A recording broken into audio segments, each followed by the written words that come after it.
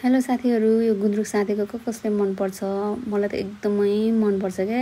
अनि आज मैले मम्मी गुन्द्रुक साथीको खान मन लाग्यो भनेको थिएँ। मम्मीले बनाउँदा रेडी गरिसक्नु भएको रहेछ। अनि मलाई चाहिँ मम्मीले बनाउनु भएको गुन्द्रुक एकदमै मनपर्छ क्या। अमिलो पिरो अनि टिमुर सिमुर लागेको टक्क स्वादको हुन्छ क्या मम्मीले बनाउनु भएको।